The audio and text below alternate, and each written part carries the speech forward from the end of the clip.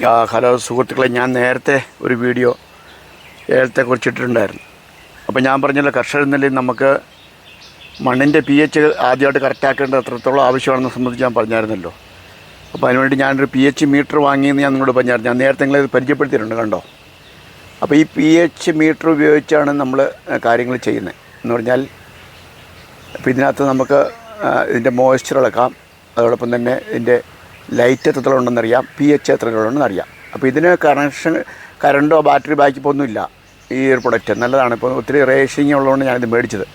അപ്പോൾ ഇത് ഉപയോഗിച്ച് ഞാൻ ആദ്യമേ ഈ ഏലം പ്ലാന്റ് ചെയ്ത സമയത്ത് ഞാൻ അതിൻ്റെ എത്രയുണ്ട് മണ്ണിൻ്റെ pH നോക്കി ഉണ്ടായിരുന്നു. ഈ pH അന്നേരം 6.5 അപ്പോൾ ഇച്ചിരിയുടെ ഇൻക്രീസ് ചെയ്യണം എന്ന് വിചാരിച്ച് ഞാൻ കുമ്മായം കലക്കി ഒഴിച്ചു. അതായത് കുമ്മായം, സൾഫർ, മഗ്നീഷ്യം കൂട്ടി ഒഴിച്ചു. അതുകൂടാതെ തന്നെ ഞാൻ ഇതിൻ്റെ ഈ 2 ഏലത്തിന് ഇടയ്ക്കുള്ള ഗ്യാപ്പുണ്ടല്ലോ, ഈ ഗ്യാപ്പിൽ കൂടെ ഞാൻ കുമ്മായം കലക്കി ഒഴിക്കുകയും ചെയ്തു. അപ്പോൾ അങ്ങനെ ഇപ്പോൾ വേരുകളെല്ലാം നിങ്ങൾക്ക് അറിയാം, ധാരാളം വേരുകളൊക്കെ വന്നിട്ടുണ്ട്. എവിടെ നോക്കിയാലും വേരുണ്ട്, ഉണ്ടോ.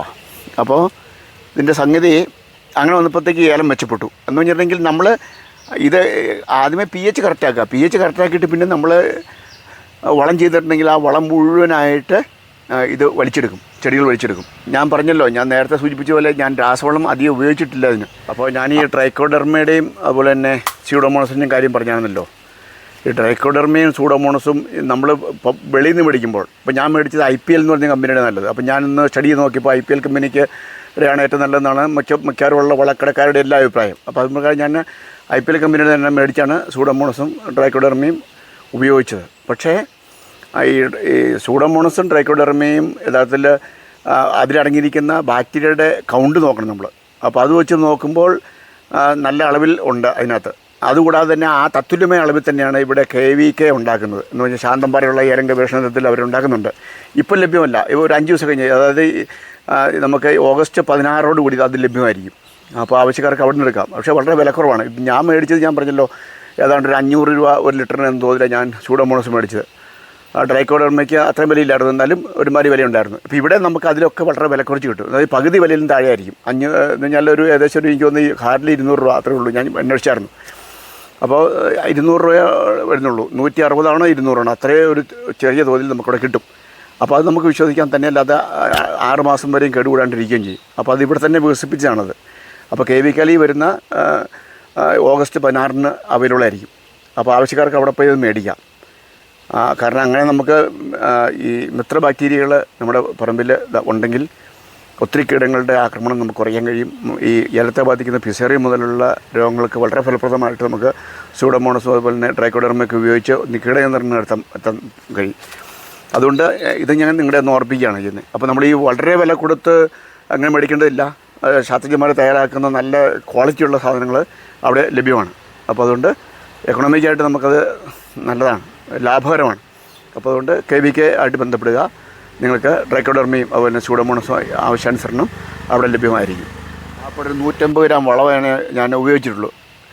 ഒരു വർഷം യാത്ര ചെയ്യാൻ ഉദ്ദേശിക്കുന്നുള്ളൂ മൊത്തത്തിൽ.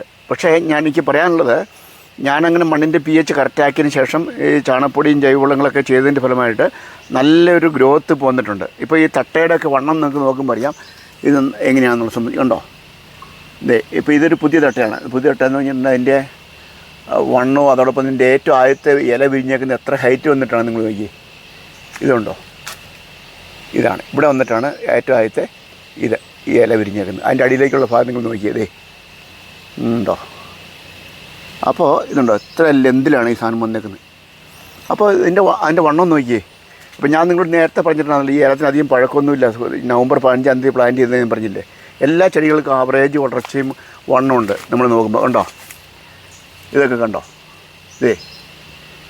അതാണ് തട്ടയ്ക്കൊക്കെ നല്ല വണ്ണത്തിലാണ് ഇപ്പോൾ കയറി വരുന്നത്. പുതിയ ചിമ്പടിച്ച് വരുന്നതൊക്കെ നല്ല വണ്ണത്തിലാണ് കയറി വരുന്നത്.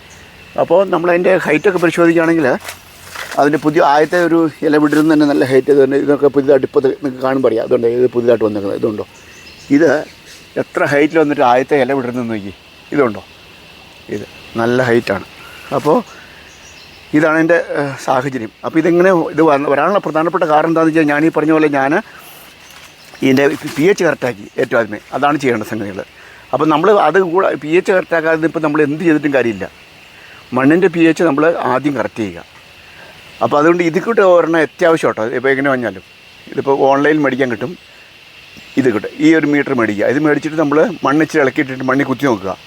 ഏലത്തിന് ചുവട്ടിലോ അല്ലെങ്കിൽ അതിൻ്റെ ഇടയ്ക്കുള്ള ഗ്യാപ്പിലോ എവിടെയെങ്കിലും കുത്തി നോക്കുക. കുത്തി നോക്കുമ്പോൾ നമുക്ക് അതിൻ്റെ pH ഒക്കെ കാണിക്കും. pH കുറവാണെങ്കിൽ നമുക്ക് വേണ്ട pH എന്ന് പറഞ്ഞാൽ 7 കേട്ടോ വേണ്ടത്. അപ്പോൾ 7 താഴെയാണ് കാണിക്കുന്നതെങ്കിൽ നമ്മൾ കുമ്മായി ഇട്ടോ ഡോളോമൈറ്റ് ഇട്ടോ അത് കൂട്ടിയിട്ട് ഒരു 7 നിലനിർത്തുക. 7.5 വലിയ കുഴപ്പമില്ലെന്ന് എനിക്ക് തോന്നുന്നു. 7 ആണ് കൃത്യമായിട്ട് ശുപാർശ ചെയ്യുന്നത്. അപ്പോൾ 7 കൊണ്ട് നിലനിർത്തുക. 7 നിലനിർത്തിയിട്ട് അഥവാ നമ്മളിനി ഇടുന്ന കുമ്മായത്തിൻ്റെ അളവ് കൂടിപ്പോയി കഴിഞ്ഞിട്ടുണ്ടെങ്കിൽ അത് 8 ആണെന്ന് കൂട്ടിക്കോ. 8 അല്ലെങ്കിൽ അങ്ങനെയുള്ള സംഖ്യകളൊക്കെ ആയിട്ട് വരുന്നെന്ന് വിചാരിച്ചു. അപ്പോൾ അതിനെ കുറയ്ക്കണം. അതിനെ കുറയ്ക്കണമെങ്കിൽ എന്താ വെച്ചിട്ടുണ്ടെങ്കിൽ ചാണകം പുളിപ്പാണ്. ചാണകത്തിൻ്റെ സ്വഭാവം എന്ന് പറഞ്ഞാൽ പുളിപ്പാണ്.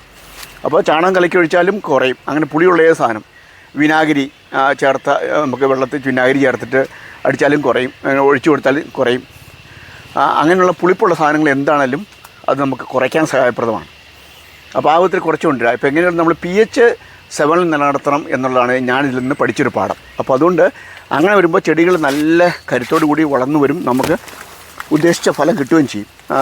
തട്ടയൊക്കെ നല്ല വണ്ണത്തിലാണ് ഇപ്പോൾ പുതുതായിട്ടുണ്ടാകുന്നതെല്ലാം വരുന്നത്. കേവലം നിങ്ങളിന്ന് ഓർത്ത് നോക്കി, വെറും നവംബർ 15-ാം തീയതി പ്ലാന്റ് ചെയ്തൊരു ചെടി നിൽക്കുന്നുണ്ടോ? അതാണ് എൻ്റെ കാര്യങ്ങൾ. അപ്പോൾ അതുകൊണ്ട് pH കറക്റ്റ് ചെയ്യുന്ന ഒരു ചെറിയ ഒരു സംവിധാനം നിങ്ങൾ മേടിക്കുകയാണെങ്കിൽ, അപ്പോൾ ഇന്ന കമ്പനിയൊന്നുമല്ല, ഒരുമാതിരി ടെസ്റ്റ് വൃത്തിയായിട്ടുള്ള ഏതെങ്കിലും കൂടുതൽ റേറ്റിംഗ് ഉള്ള ഏതെങ്കിലും ഒരെണ്ണം നോക്കി നിങ്ങൾ എടുത്താൽ മതി. എടുത്തിട്ട് അത് ആദ്യമേ ചെയ്യുക. അത് കറക്റ്റ് ചെയ്തിട്ട് ചെയ്താൽ മതി. നവംബർ 15-ാം തീയതി പ്ലാന്റ് ചെയ്ത ചെടിയാൽ ഇത് ഇത്രയും കായകളൊക്കെ ഇപ്പോൾ തന്നെ വരിക എന്ന് പറഞ്ഞാൽ നിങ്ങൾ ചിന്തിച്ച് നോക്കി. അതാണ്. അപ്പോൾ ഞാനിത് വേറെ ടെക്നിക്കൽ സൂത്രപ്പണികളൊന്നും ചെയ്തിട്ടില്ല. ഇത്രേ ചെയ്തിട്ടുള്ളൂ. മണ്ണിൻ്റെ pH കറക്റ്റാക്കി, പിന്നെ അധികം രാസവളം പ്രയോഗിക്കാതെ ജൈവവളത്തിലൂടെ തന്നെ ഇത് കൊണ്ടുവന്നു എന്നുള്ളത് മാത്രമേ ഉള്ളൂ. പിന്നെ ഞാൻ പറഞ്ഞില്ലേ, ഞാൻ സൂഡോമോണസ് ട്രൈക്കോഡർമ ഇതിന് ചെയ്യുന്നുണ്ട്. കാരണം നമുക്ക് ജൈവ കീട പ്രതിരോധമാണുള്ള ഈ സംവിധാനങ്ങൾ, ഈ രണ്ടും. അപ്പോൾ അതുകൊണ്ട് അങ്ങനെയാണ് ഞാനിത് കടിക്കണമെന്ന്. അപ്പോൾ എനിക്ക് നിങ്ങളോട് പറയാനുള്ളത്, ആദ്യമായിട്ട് നിങ്ങൾ ചെയ്യാനുള്ള ഏലകൃഷിയിലേക്ക് തിരിയുന്ന കർഷകനെ സംബന്ധിച്ച് ആദ്യമായിട്ട് ചെയ്യേണ്ട സംഗതി ഇതുപോലൊരു മീറ്റർ മേടിക്കുക. ഉണ്ടോ? pH നോക്കാനുള്ള മീറ്റർ മേടിക്കുക. ബാക്കി കാര്യങ്ങൾ അത്ര ഇതില്ല. അല്ലെങ്കിലും നമുക്ക് pH ആണ് ഏറ്റവും ആദ്യമായിട്ട് വേണ്ടത്. അപ്പം മണ്ണിൽ നിന്ന് തുടങ്ങണം. എന്നാലേ വേര് സംരക്ഷിക്കപ്പെടാൻ പറ്റുള്ളൂ. വേര് സംരക്ഷിക്കപ്പെട്ടെങ്കിലല്ലേ വേരിലൂടെ ഇത് വലിച്ചെടുക്കാൻ പറ്റുള്ളൂ. അപ്പോൾ pH കറക്റ്റല്ലാതെ കിടന്ന് കഴിഞ്ഞാൽ വേരുണ്ടെങ്കിലും വേരെന്ത് വെച്ചിട്ടുണ്ടെങ്കിൽ ആദ്യമായിട്ട് ഈ വളങ്ങൾ വലിച്ചെടുക്കത്തില്ല. ഇതിപ്പോൾ നമ്മൾ എവിടെ നോക്കിയാലും ഇതിൻ്റെ ഈ കരിയിലടയ്ക്കൊക്കെ വേരുകൾ നമ്മൾ മാന്തി നോക്കിയാൽ നമുക്ക് ഈ ഇതിനിടയ്ക്കുള്ള ഭാഗത്തെല്ലാം വേരുകൾ കാണാം. അതുണ്ടോ? അവിടെ വേര്, ഇവിടെ വേര്. ഉണ്ടോ? ചെടി അവിടെ നിന്ന് എന്തോരം അകന്നാ നിൽക്കുന്നു നോക്കി. ഇതുണ്ടോ? ഇത്ര അകലത്തിലാണ് ചെടി നിൽക്കുന്നത്. പക്ഷേ വേര് അങ്ങോട്ടെല്ലാം വ്യാപിച്ച് വന്നിട്ടുണ്ട്. അപ്പം നമ്മളതാണ് ചെയ്യേണ്ടത്. അപ്പോൾ ഇന്നത്തെ വീഡിയോ നിങ്ങൾക്ക് ചിന്തിക്കാൻ കഴിയുന്ന ചില കാര്യങ്ങളൊക്കെ പ്രദാനം ചെയ്യുമെന്ന് വിചാരിക്കുന്നു. വീഡിയോ ഇഷ്ടമായി ലൈക്ക് ചെയ്യുക, നിങ്ങളുടെ കമൻറ്റ് രേഖപ്പെടുത്താം. മറ്റൊരു വീഡിയോയിൽ നമുക്ക് മറ്റൊരു വിഷയമായിട്ട് കാണാം. അതുവരെ